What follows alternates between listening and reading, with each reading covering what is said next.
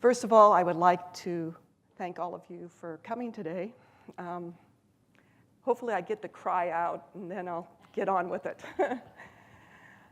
I want to thank each of you individually for coming here today. This is my first time in the pulpit. Thank you. You're home. You're with family. Thank you, Sammy. The reason that this is important to me today is the journey I've been on.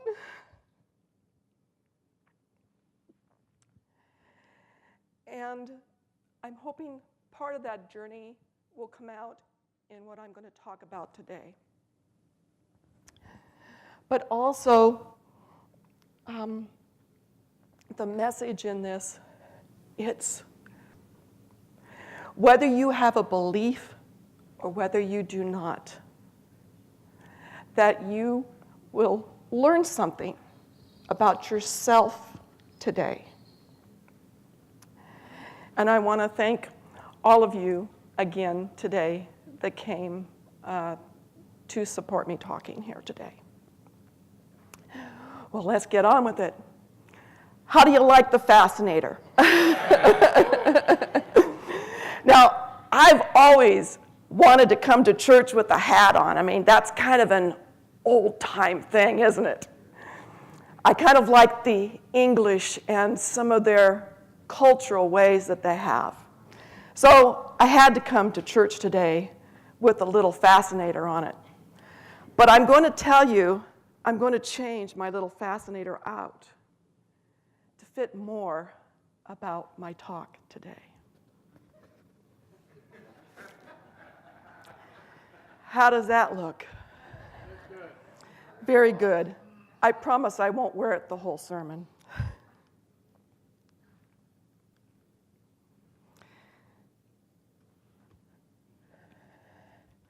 As you know, my talk is about God in a box. We're going to talk a little bit more about what that means. And hopefully, the system will cooperate with me today. I first want to say this to all of you. I don't know how to keep this thing up, so maybe somebody can help me. Consider how hard it is to change yourself. I know that since September last year, I made a commitment to myself after I had retired that I would go back and try to gather together my spiritual roots. My spiritual roots were born in Seventh-day Adventism. I don't apologize for that. But I also know that I have grown beyond and out of that. And that could, for some today, be disturbing. I do not know. But I also know today that no matter what I say up here, that because it's hard to change me, I have little chance in changing you. And I do not believe that people can be forced or made to change their ideas or their concepts. But what we can do is enter into a discussion. We can enter into learning a bit more about ourselves and our boxes. If you'll excuse me for 1 second.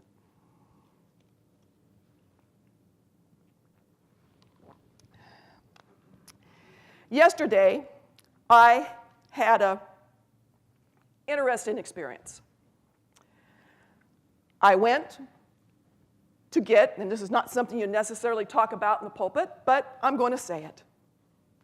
I went for my annual mammography. Now, would you expect to have a God moment in the middle of a mammography? Now, most of you ladies, you know what I'm talking about, okay?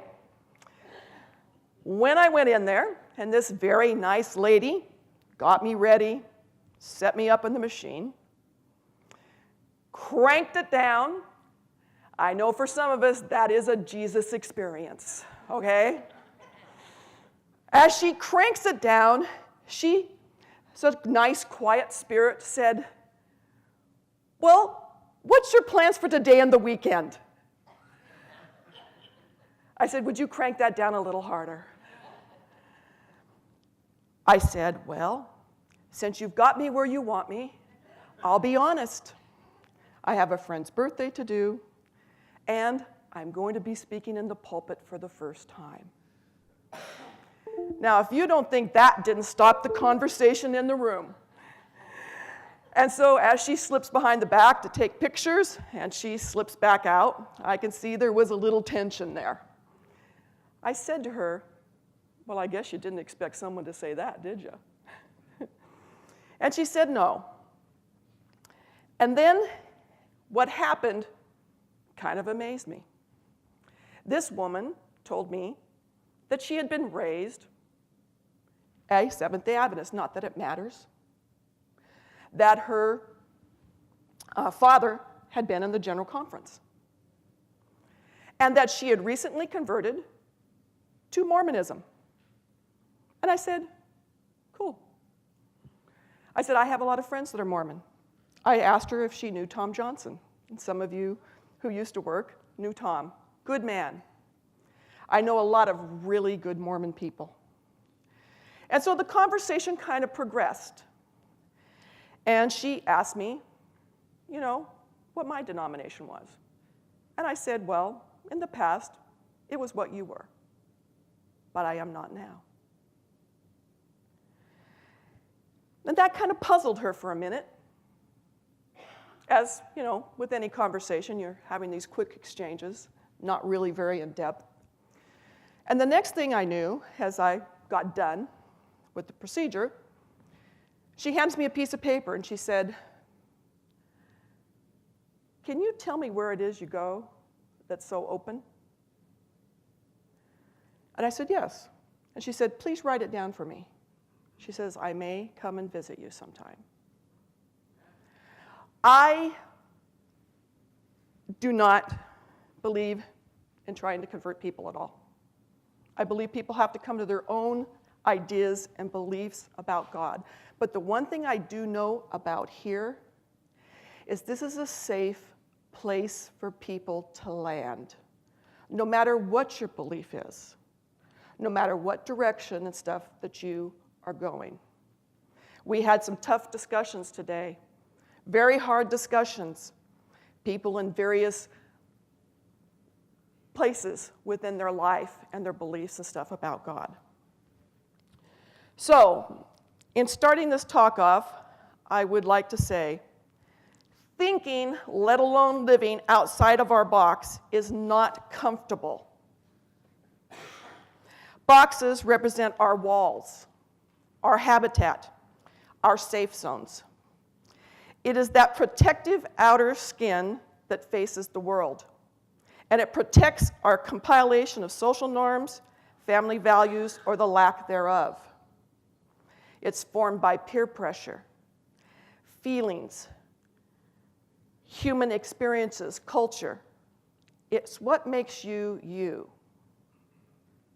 And at some point, I have to respect that, even when I don't agree. Okay? One of those walls is our religious beliefs. Whether you're a Protestant here today, whether you are a Catholic, whether you are Jewish, whether you are Muslim, or whether you're an atheist or agnostic, it's okay. You see, our box walls are where we view the world from and where we react from. Some of us are very comfortable in our boxes, and I can hear this thing thumping, and I don't mean for it to thump. Others of us are very comfortable in those boxes, and on occasion, we will jump out of them to do a little exploration. And then we jump back in where it's safe for us. When we get confronted with things that we don't like or that we don't agree with. Now today, I must be honest with you. All boxes are going to get a little goading today. See, my mama, I hope raised me right. She told me that a good sermon is not all fluff and marshmallows and puppies. It should leave you a bit of discomfort, but also hope. So as we go along in this today, look at yourself and your box. Look at it in a mirror. That goes for me. When I say you, I also am including myself in that. Because as we discussed today, there's some of us that have a lot of beliefs that are set in cement. How did we get there? What made our beliefs so cemented? Is it right for those particular beliefs to be cemented? Are there some beliefs that it's time to take a jackhammer to get rid of, to clean away, to re-look at, to reassess? And that's part of this story today. You may think that this story does not apply to you, but it applies to both of us today. Sorry, I have dry mouth syndrome, so when I get a little bit excited, it really gets dry. I'd like to talk for a second about group biases, and this is where it might be a little uncomfortable. Those of you today here that, many of my friends here are Adventists or ex-Adventists that attend here, and there's some that aren't. But those that are, I want to say this to you today. This particular story I'm going to tell has been told from the pulpit, from your evangelists, from your teachers, from your prophets. And in it, all of the holes have been filled in. All the blank spaces have been filled in, and it's given you a certain way of looking at things. Now, I'm not saying that those are wrong, but what I am going to say, by filling in those blanks in the story where it does not exist, you may very well be changing the story. Also, I'm going to suggest, too, that those of you from other Christian faiths, again, have heard this story. It's a common one with an ending that's not really nice. You, too, have heard this story, filled in the blanks through your evangelists and teachers and prophets. And again, I would say to you, open up a little bit, and maybe there might be something new to be learned. And those of you, my friends, that may be agnostics or atheists today, I'm not here to change your belief of whether there is or isn't a God. I will say to you that I realize that Christianity many times has given you a real bad face of who God is. And I apologize if that has ever been me. I would also like to apologize for the rest of Christendom when we have painted a picture of God that is truly, truly awful. And I don't blame you if you have said, I can't believe in this kind of God. There's just no way. So I do not hold it against you today. But what I am going to ask you, that if you are in that space, that you realize that any good story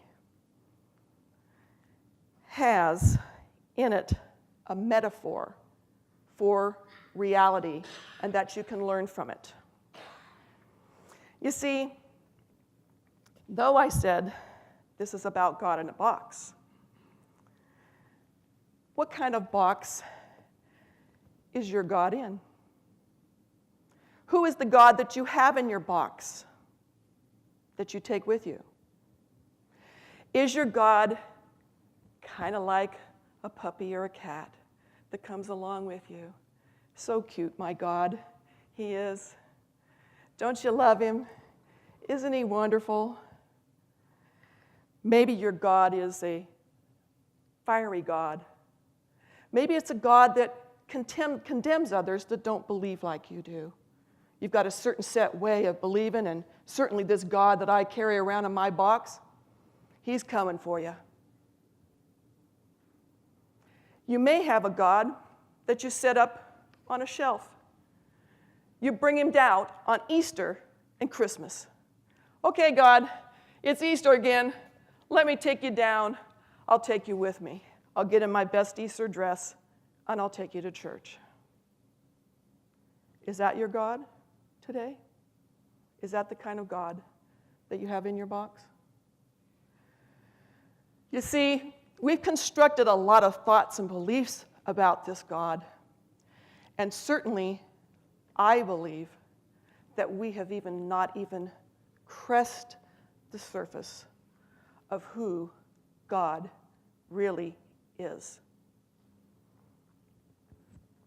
Actually, my talk today,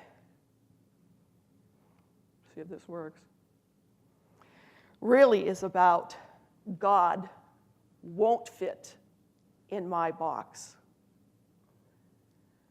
And that means God won't fit in yours either. Let us look at this story. Now, I'm going to admit right off that Dennis Bratcher, a Nazarene pastor, my husband was raised Nazarene. Good people. Good people. And Dennis Bratcher, a theologian, brought together parts of this story. And I'm going to plagiarize, if you'll excuse the pun, a little bit from his story today. Also and stuff, this story is based on some Hebrew thought, some Hebrew tradition. And it's also based on some Muslim thought and some Muslim belief and traditions that I'm bringing to the table. And the reason that I'm doing that is it's time that sometimes we step out and look at how people sometimes view things a little bit differently than we do. Today, that story comes from Genesis 4, 1 through 16. Those of you who have your Bibles, you can open them, or indeed, I've got them up here on the overheads.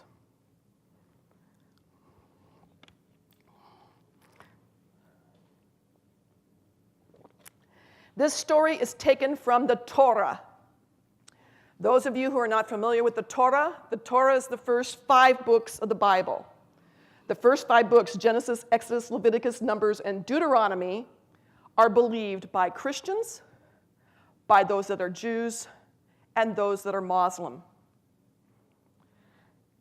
This particular story, though we think we know the ending to it, we know it well, you've heard it a dozen times, but you probably didn't know that it had anything to do with boxes.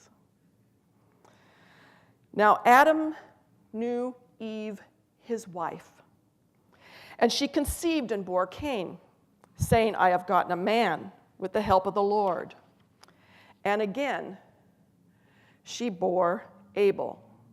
Now, Abel was a keeper of sheep, and Cain a tiller of the ground.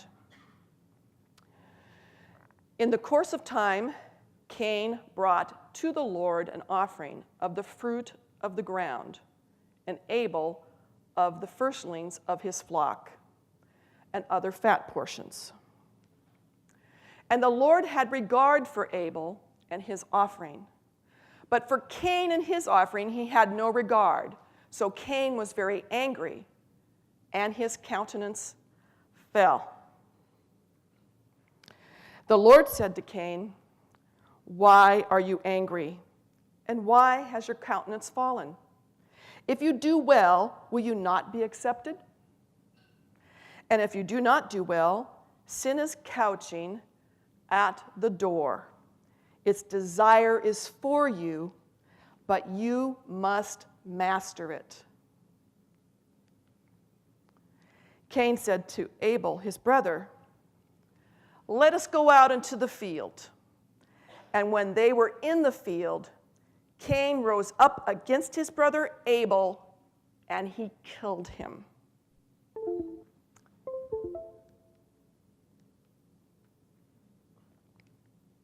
This is why we need a new sound system. Don't touch it? Okay. I'll just continue to read. Then the Lord said to Cain, "Where is Abel, your brother?"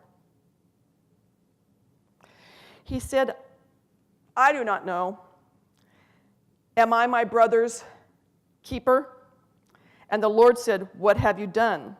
The voice of your brother's blood is crying to me from the ground. And now you are cursed from the ground, has been opened its mouth to receive your brother's blood from your hand. And when you till the ground, it will no longer yield its strength. You will be a fugitive and a wanderer on the earth." Can I touch it now? Cain said to the Lord, my punishment is greater than I can bear. Behold, you have driven me this day away from the ground, and from your face I will be hidden. And I shall be a fugitive and a wanderer on the earth, and whoever finds me will slay me. And then the Lord said to him, "Not so.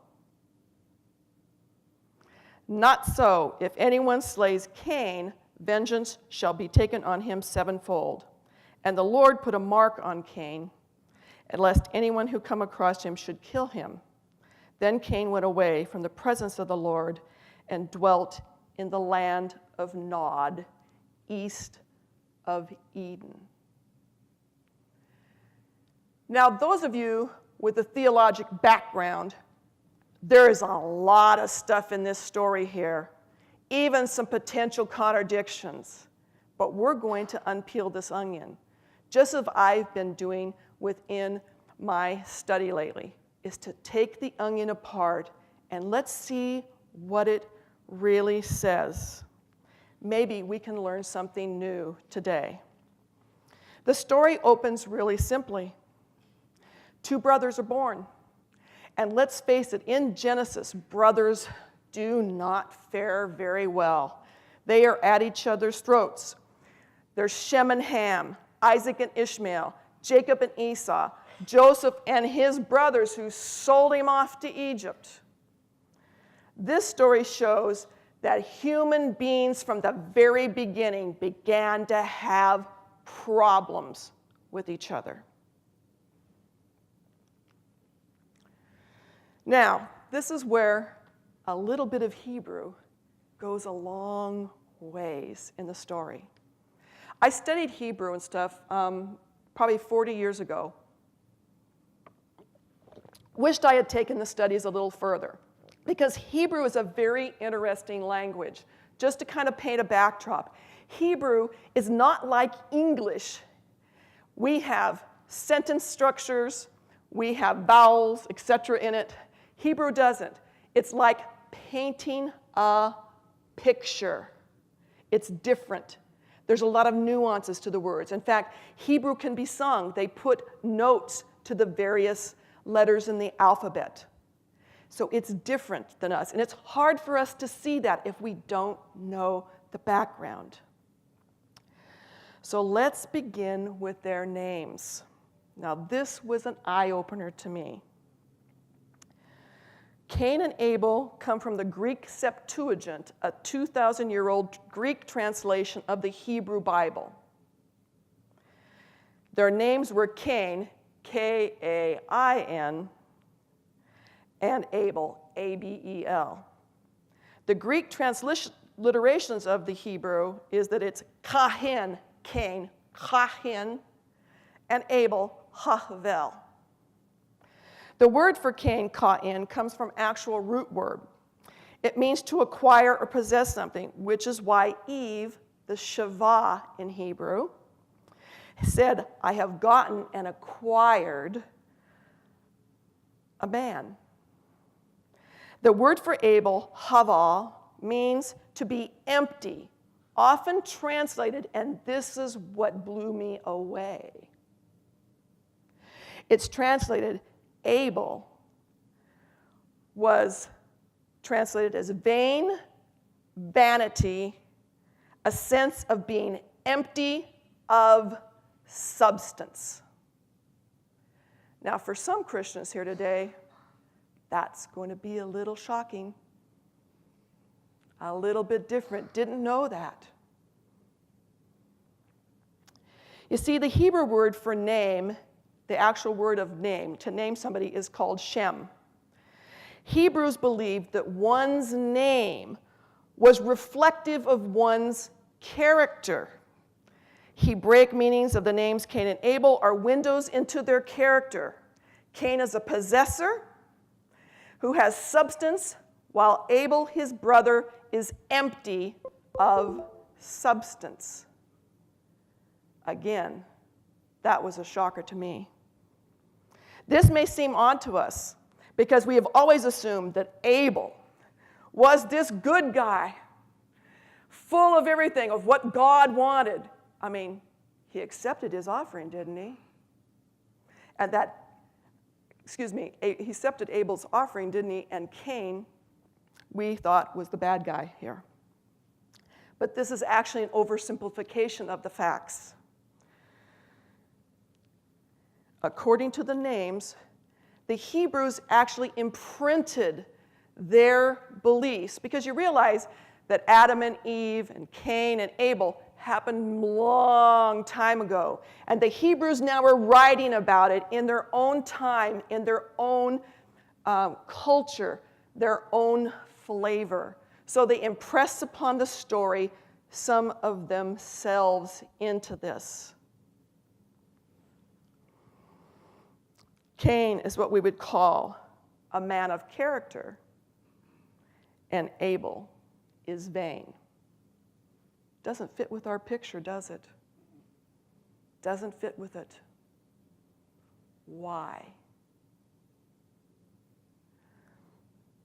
I'll get to that a little later in the story. Some of the stories post-flood that I want to bring up about this story is very different than what we hear today within our scriptures. One of those is that the story was actually about two women, not two guys. I had never heard that. That was different to me. Also, most of the stories post-flood about Cain and Abel were in the context of what we'd call herder-hunters and agriculturalists. This was both Hebraic as well as Aramaic in its origins, meaning that the herder-hunters were fighting against the agriculturalists. You see, when agriculture moved in to the human race, it was in competition to those that hunted, that herded. I mean, you can't have your sheep running through a bunch of ground and stuff where things are planted. And so they fought with each other.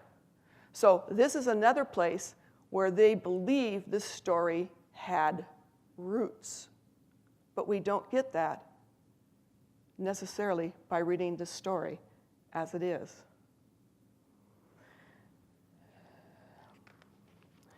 Some other traditions, found also in the Muslim traditions, is that Cain and Abel were really fighting over his wife or his girlfriend or fiance.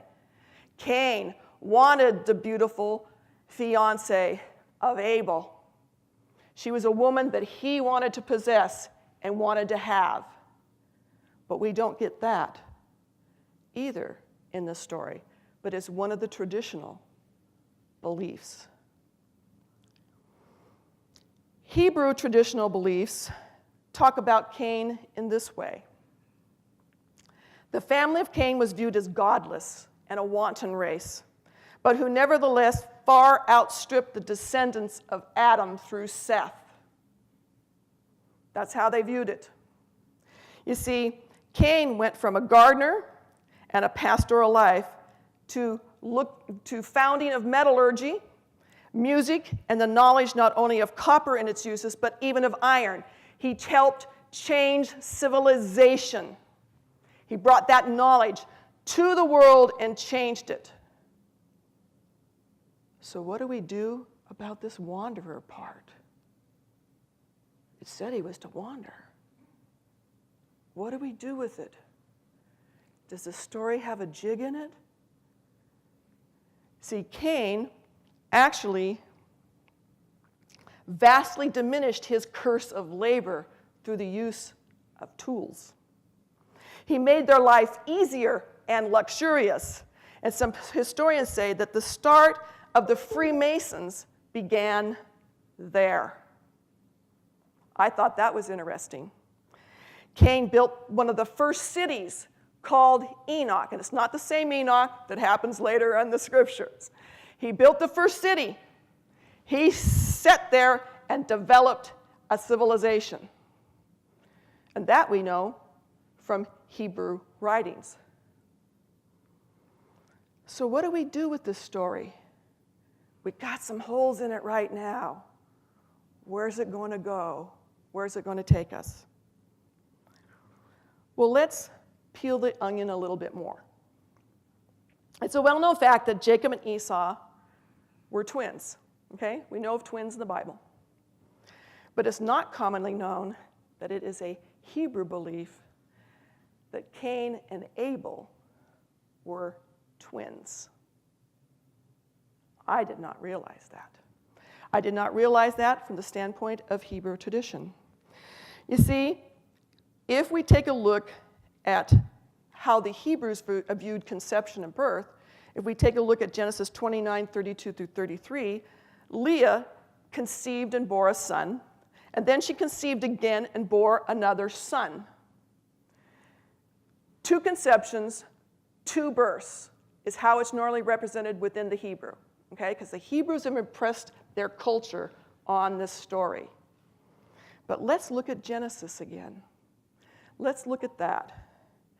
Now, Adam knew Eve, his wife, and she conceived and bore Cain, and again bore his brother Abel. Notice there is only 1 conception and 2 births. The Hebrew word for again here is asaph, and that particular word means something that means adding something. So the birthing of Abel was added to the birthing of Cain. Thus, within the Hebrew, they believe these boys were twins. That kind of gives a different flavor to the story. Twins are generally fairly close. We even hold those beliefs today about twins.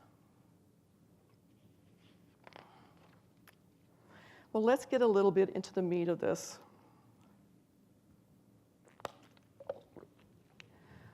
What type of offering did Cain and Abel offer to God?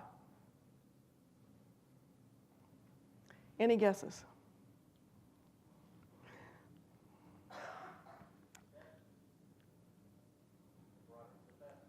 Okay.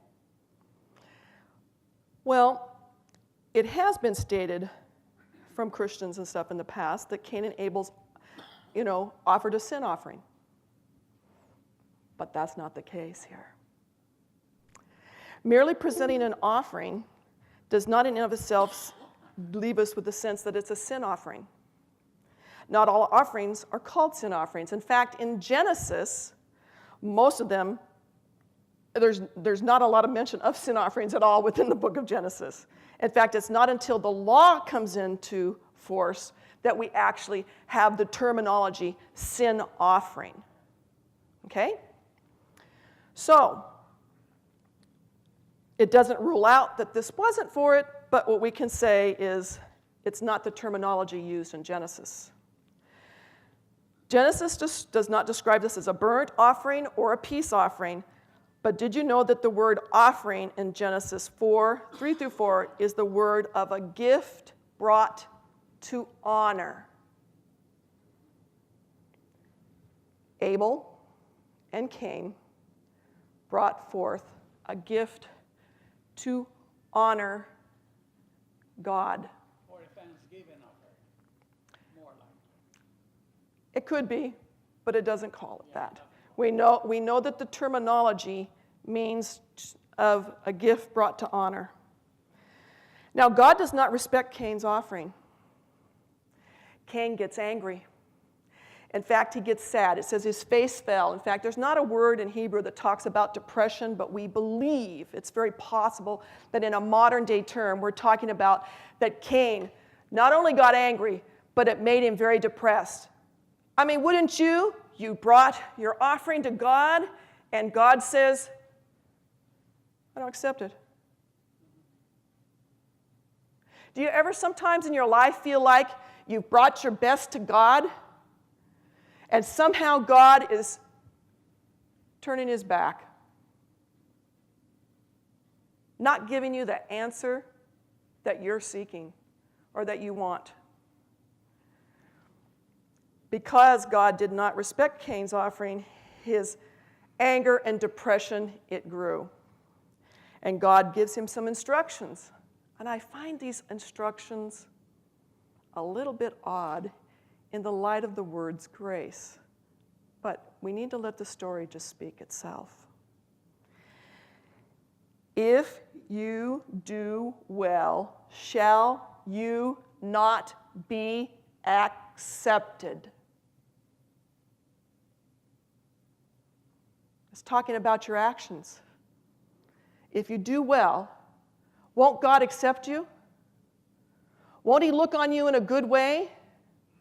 Won't he offer you an ultimate gift of eternal life? Why does God do this here? I think because God has got us one-on-one, right where God wants us. God tells him he can overcome this. Then God says, and thou, if you do not do well, sin is lying at your door. Now, a lot of people think that anger is a sin. It actually isn't. Nowhere in the Bible does it say that getting angry is sinful.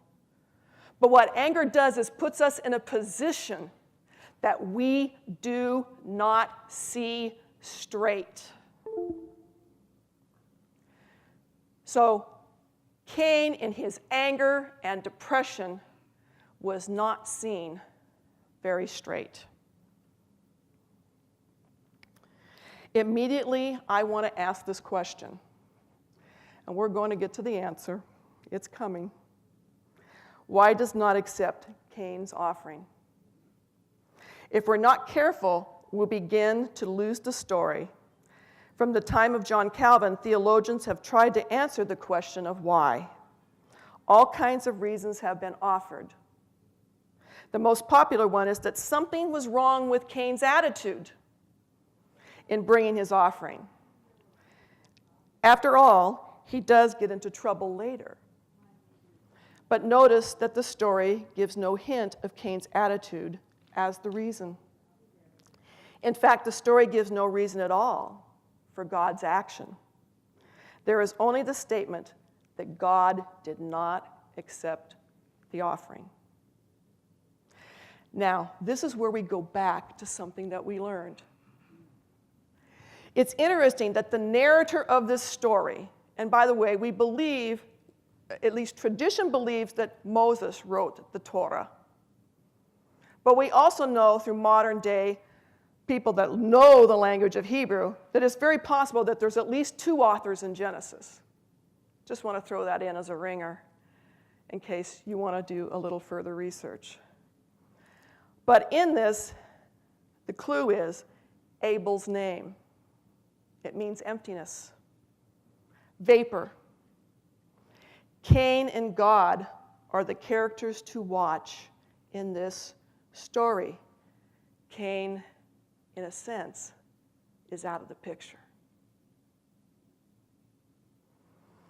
The writer has skillfully taken the whole range of interpersonal relationships in Genesis 4 by recounting this incidence of brothers. And I have a great deal of confidence in these biblical writers that if there was a problem with Cain, then the story would have stated it plainly. Why not be upfront about why God was rejecting Cain's offering? Why are we compelled to provide a reason when the story itself does not give one? He brought an offering in due time. It says nothing about his attitude. It doesn't say that the brothers were in conflict with each other. It doesn't say that they were mad at each other. Even Adam and Eve disappear from the story. Wouldn't you think a mother and a father would be there? If there was something going wrong, they'd be in the middle of it. But it's not, because the focus is between God and Cain. This is where we begin to learn something about God. Now, one of the first things we learn, and this is lesson 1 from the story, seems obvious: God is God. The theological word here is sovereignty. God is sovereign. He does not have to operate by any standards that we humans have set. In other words, the God that we put in this box many times has totally to do with our standards, our beliefs, and who we think God is. But that's not who God is. He shows himself in this story. God does not have to answer to human beings for his actions, and she is God. There are scriptures and stuff, Isaiah, Psalms, Daniel, Romans, that we will not get into, but I will read this one because it's from God's standpoint. I am God, and there is no other. I am God, and there is none like me. I make known the end of the beginning and from ancient times and what is still to come. And I say, my purpose will stand, and I will do all that I please. What I have said that I will bring about, and what I have planned, I will do. I'm not sure that our modern culture has a real grasp on that. This word sovereignty is a bad word to us. We don't want to be being overlorded over anybody. We want to do it our way, or it's the highway. We want it the way that we want it. We want it defined the way that we want to have it. There's our cement. We are not open to the fact that this sovereign God has things already planned. We want a small God.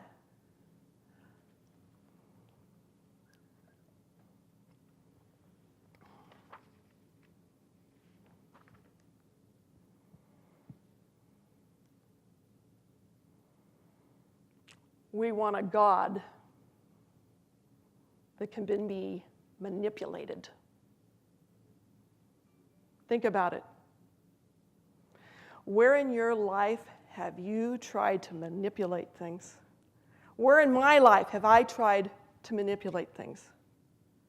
And particularly as it comes to my belief in the sovereign God. You see, I think some people would rather talk more about Jesus than God. You see, we feel a little easier with Jesus.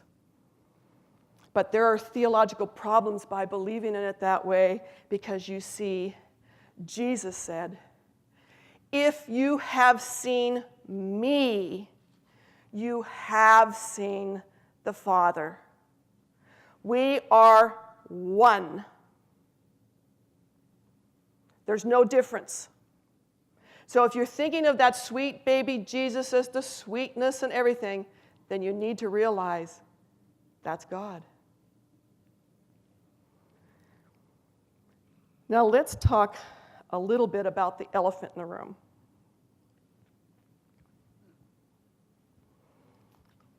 We're not done yet. God asked Cain innocently, "Where is your brother Abel?"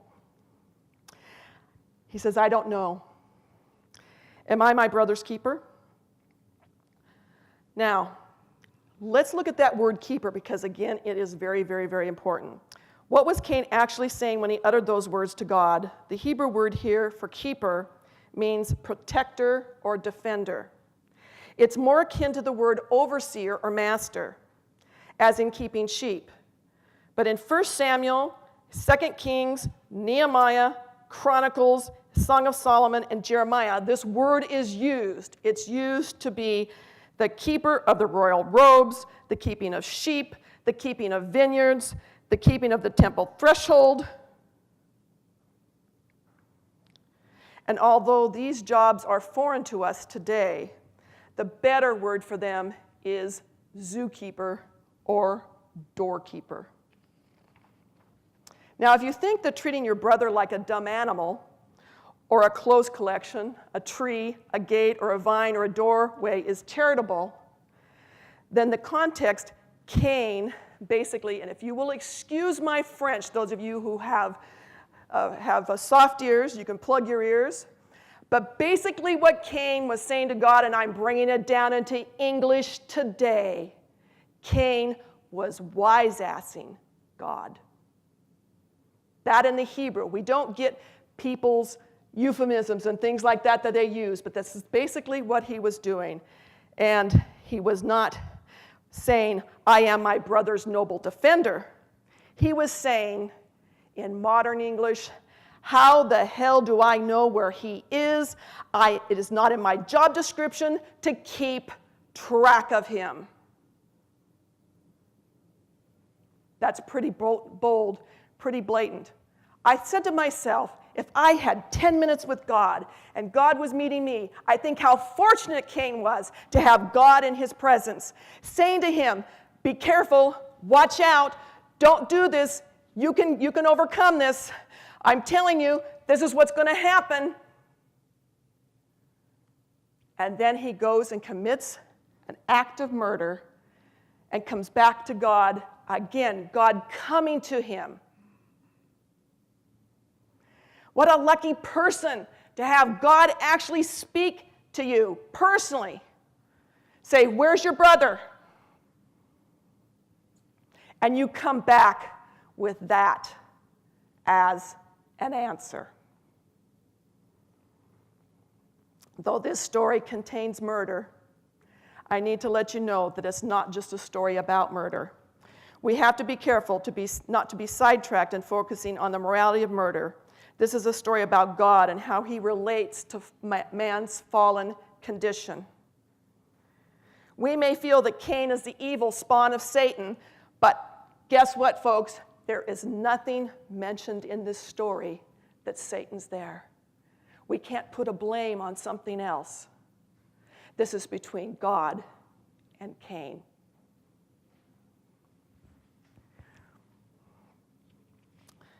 So this is where we get to the word wandering. Cain, we think, is wandering. I always thought and stuff as a child that Cain was wandering around and stuff like that throughout the planet and the earth, that he was a vagabond, he had his little pack on his back, and that he was just out there. But that word, wander, does not mean that. It refers to someone who's going from one thing to another without purpose or mission. So Cain's life was going to be without purpose, and he would feel aimless because of the murder of his brother. So stay with me here. This is where the crux of the story.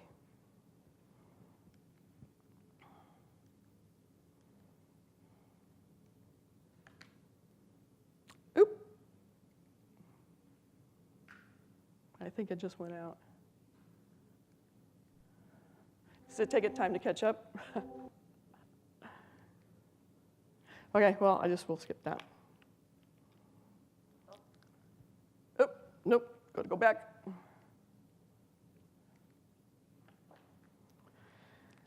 I think in some ways we want to know more about God than we can know.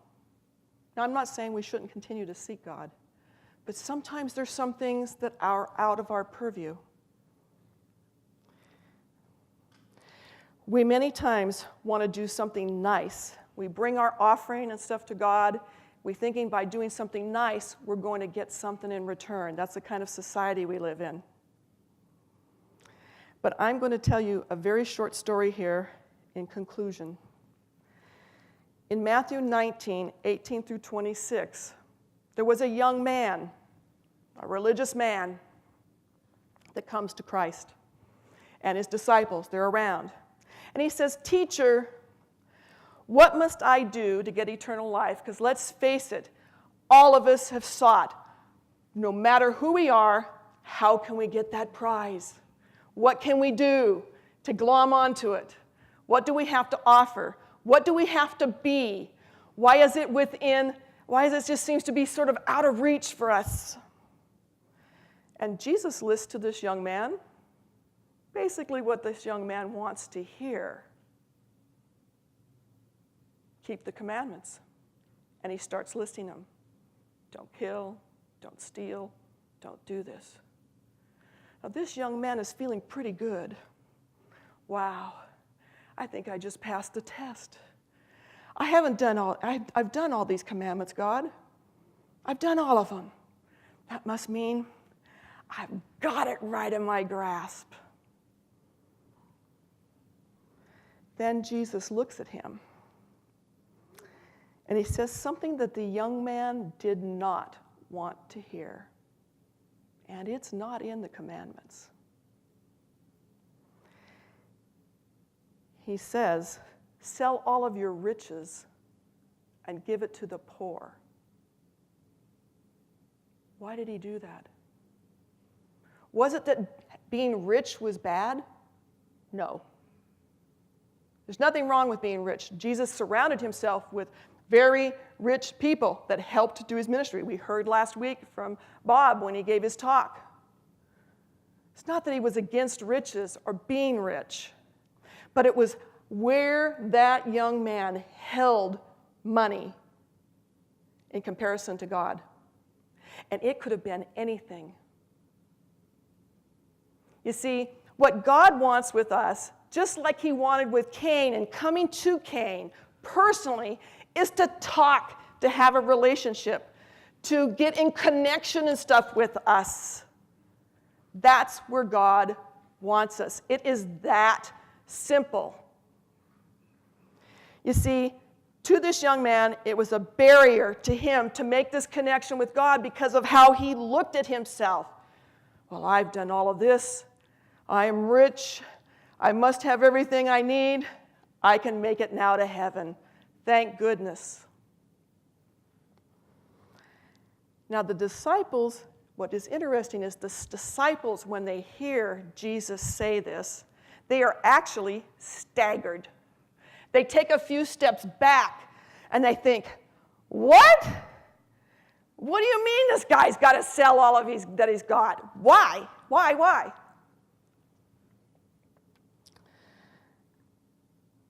They said, who has a chance at all? Do any of us have a chance? If we're being asked to give away everything and to do everything and to have everything gone, what chance do we have? Is this the way into the kingdom? Jesus. You've got to stick with Jesus and what he says here. You have no chance at all in pulling this off yourself. No matter how much you keep these commandments, no matter how much money you give, no matter how much, whatever it is that you've got, if you think you can pull it off, whether I think I can pull it off, there is no way.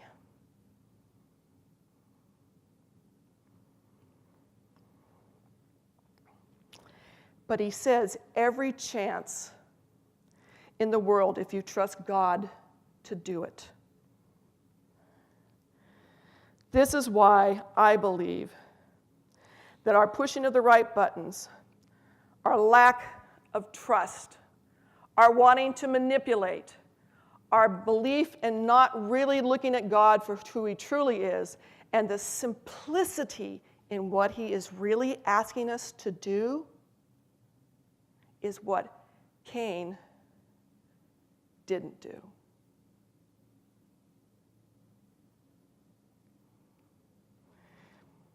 You see, God shows no rejection of Cain, Many of us today, if Cain had murdered his brother, where would we be putting him? He would be up in the prison or on death row. I think Sammy could attest to that. That's our laws and stuff. We would take him out and burn him. That's our belief. It's our cement. But God doesn't. He turns to Cain. He keeps prodding Cain. He keeps asking Cain, Cain, how are you going to deal with your brother?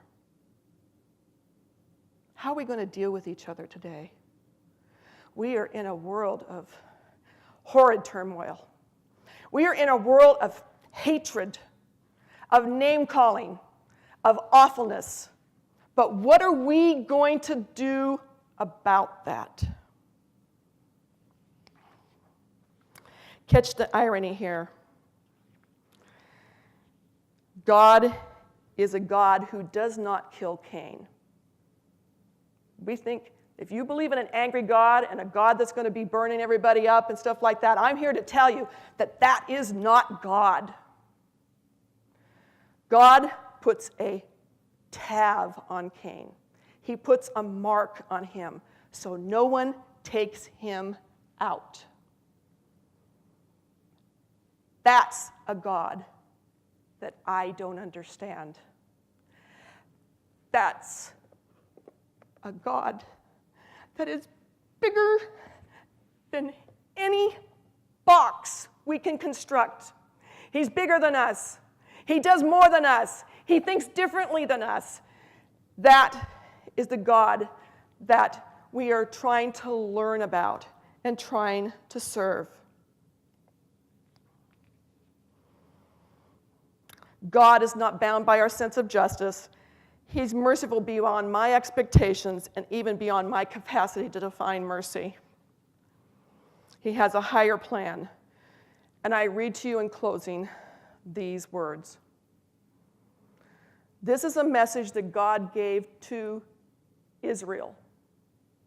Israel, who had turned their back on him, who did not want to follow him, who had harloted themselves all over the place, who had gone to worship gods in the mountains, that had done despicable things.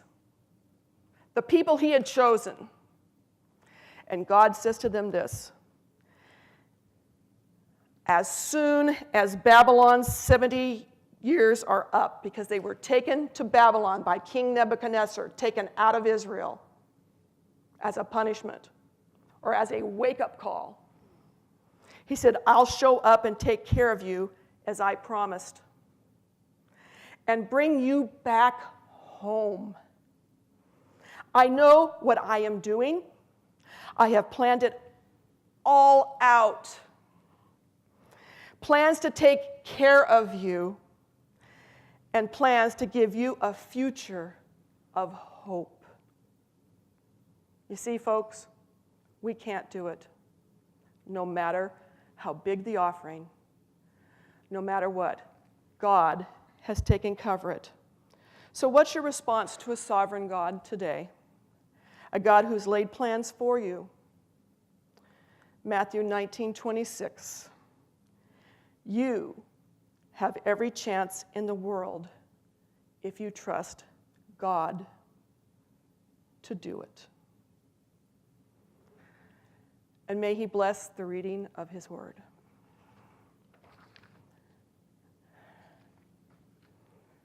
Thank you for coming. Does anybody have the last song put in? Okay, she's getting to it. This song and stuff we've heard sung in a way of singing out from our hearts to somebody else who may be our brother. But I would ask you to contemplate this song as God singing this song to you today, that it will touch your heart today as a way of him wooing you as a person, that he's not forgotten you, he has not left you, and that you are special as a person to him, that he's put his mark on you, and he is here to protect you. Someone's passing out some of the words to it. Thank you. Hopefully our thing works here today.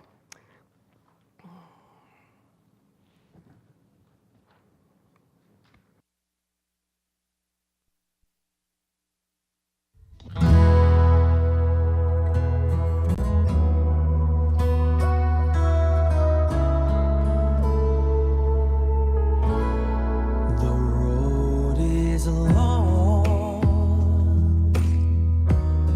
with many a winding turn that leads us to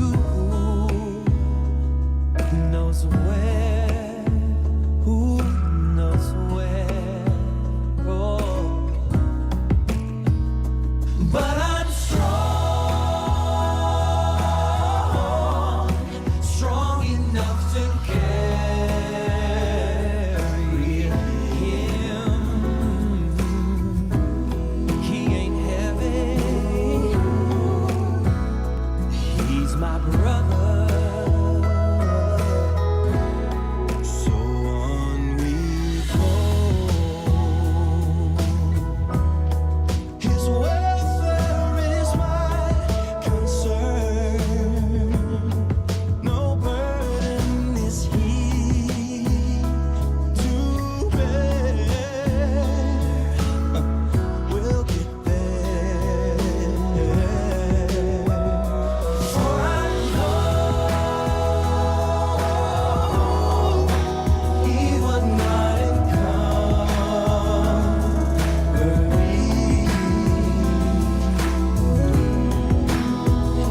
He ain't heavy. He's my brother. If I'm late at all, I'm elated with sadness that everyone's heart isn't filled with the gladness of love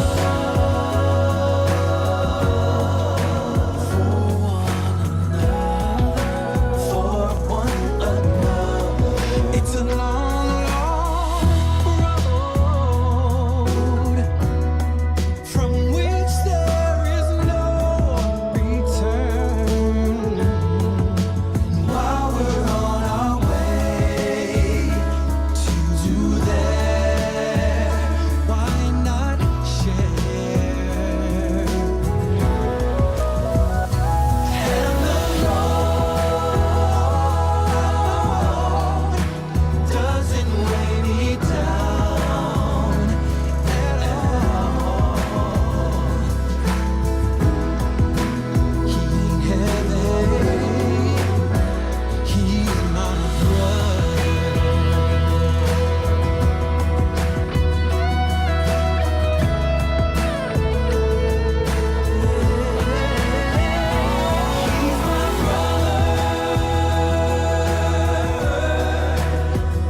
and he ain't heavy. He's my brother, and he ain't heavy.